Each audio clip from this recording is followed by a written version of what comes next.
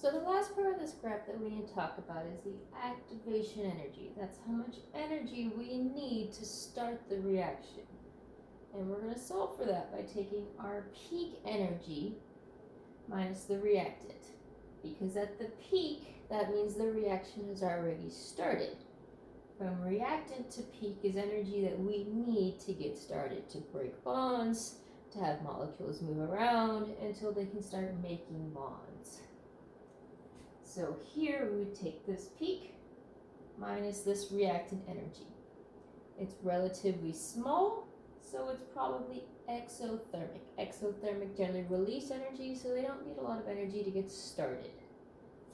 On this side, our peak and our reactant distance is huge.